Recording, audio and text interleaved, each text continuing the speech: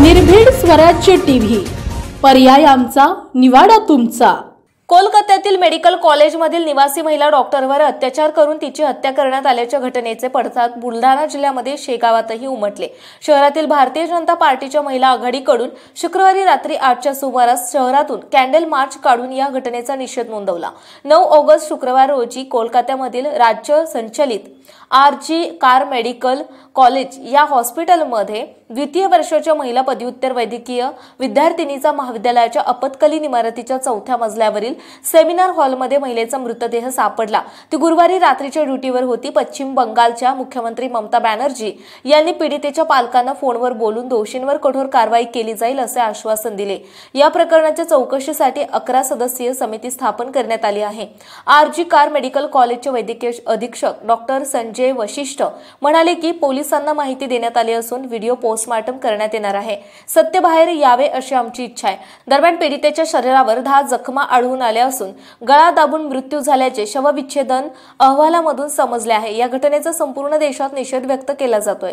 महाराष्ट्रात विविध राजकीय पक्ष मोर्चे आणि आंदोलने करून निषेध व्यक्त करत आहेत। दरम्यान बुलढाणा जिल्ह्यातील शेगावात शुक्रवारी रात्री भारतीय जनता पार्टीच्या महिला आघाडीकडून शुक्रवारी रात्री 8च्या सुमारास शहरातून कॅन्डल मार्च काढून या घटनेचा निषेध नोंदवला। महिला अध्यक्ष अरुणा जोशी यांच्या नेतृत्वात शहरातील माहेश्वरी भवन ते गांधी चौकापर्यंत कॅन्डल मार्च काढण्यात आलेले होते। सर्व भाजपा पक्षाच्या सर्व महिला पदाधिकारी आहोत।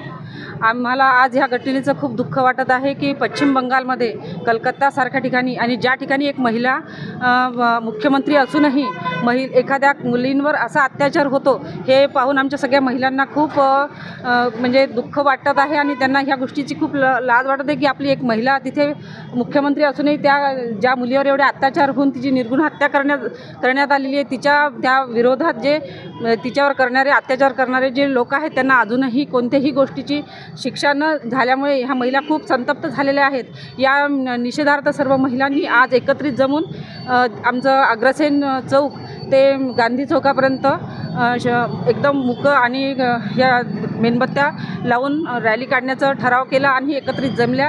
या महिलांचं खूप मनापासून हे आहे की बा संतप्त झालेल्या आहेत त्या की अशी या लोकांना सर्व दिसताबरोबरच त्यांच्यावर आरोप होता बरोबरच त्यांना शिक्षा व्हावी अशी त्यांची खूप मनापासून इच्छा आहे आणि ती मुख्यमंत्र्यांनी तर करायलाच पाहिजे होती आतापर्यंत, पण अजूनही त्यांच्याकडून काही झालं नाही। तर मी केंद्र सरकारला अशी विनंती करते की त्यांनी या गोष्टीमध्ये हस्तक्षेप करून नमस्कार।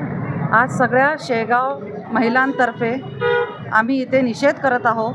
जी घटना कलकत्ता मेडिकल कॉलेजमध्ये घडली त्याच्या विरोधार्थ आम्ही इथे सगळ्या महिला एकत्र होऊन हे निषेध करत आहोत।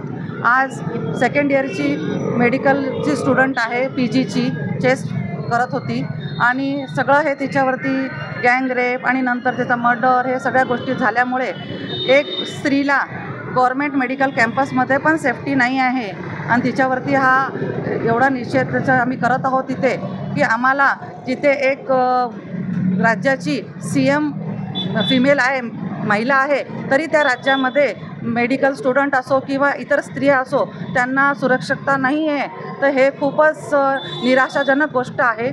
कशा पद्धतीने निषेध नोंदवला आपण? आम्ही निषेध हे मूक निषेध केलेला आहे आणि कॅन्डल मार्च केलेला आहे आणि त्याच्यामध्ये माझ्या सगळ्या भगिनींनी आम्हाला खूप चांगला साथ दिलेला आहे आणि त्याच्यामधनं सगळ्या महिलांची किती मनामधनं हे दुःख आहे त्यांना की आमच्या पोरी ज्या एवढ्या लांब लांब शिकायला जातात आणि एवढ्या स्वतःच्या करिअर ओरिएंटेड आहे आणि त्यांना सुरक्षितता नाही आहे, तर हे खूप दुःखाची बाब आहे।